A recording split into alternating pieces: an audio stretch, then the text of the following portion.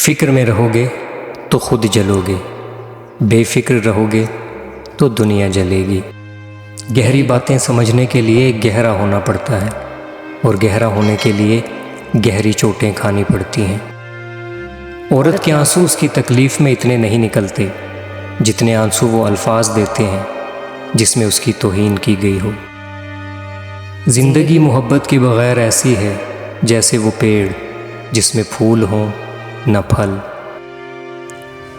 بار بار آنسو صاف کرنے کی بجائے اپنی زندگی سے اس کو ہی صاف کر دیں جو آپ کے آنسوؤں کی وجہ بنتا ہے۔ زندگی کے مہنگے سبق ہمیشہ سستے لوگ ہی سکھاتے ہیں۔ ان لوگوں کے ساتھ تو گزارا ہو سکتا ہے جن کی طبیعت خراب ہو، ان کے ساتھ نہیں جن کی تربیت خراب ہو۔ اچھی لڑکیاں ہمیشہ اپنی حد میں ہی رہتی ہیں، کبھی اس کو پار نہیں کرتی، اور اگر وہ حد پار ہو جائے تو وہ لڑکیاں تو رہتی ہیں مگر اچھی نہیں۔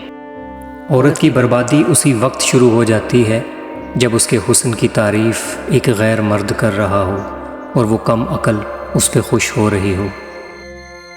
ہمارے معاشرے میں بہت سی عورتیں سسرال والوں کے معیار پر پورا اترتے اترتے قبر میں اتر جاتی ہیں۔ اگر انسان اپنی انگلیوں کا استعمال اپنی ہی غلطیوں کو گننے کے لیے کرے تو دوسروں پہ انگلی اٹھانے کا وقت ہی نہ ملے۔ رشتوں کو وقت دو۔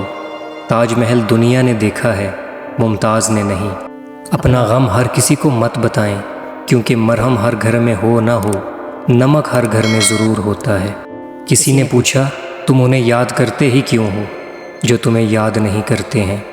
تڑپ کر دل بولا رشتے نبھانے والے مقابلہ نہیں کرتے۔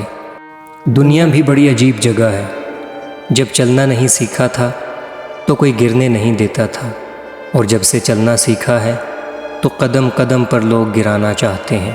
وقت، موسم اور لوگ سب کی ایک سی فطرت ہوتی ہے، کب کون کہاں بدل جائے پتہ ہی نہیں چلتا۔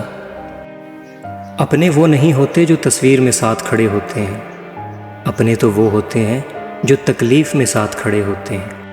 عمر اور زندگی میں کیا فرق ہے؟ بہت ہی خوبصورت جواب۔ جو اپنوں کے بنا گزرے وہ عمر، اور جو اپنوں کے ساتھ گزرے وہ زندگی۔ رشتوں کے بازار میں آج کل وہ لوگ ہمیشہ اکیلے ہی پائے جاتے ہیں جو دل اور زبان کے سچے ہوتے ہیں۔ زندگی میں بڑی سے بڑی بات پر بھی ہار نہ ماننے والے لوگ کبھی بہت چھوٹی سی بات پر ٹوٹ جاتے ہیں۔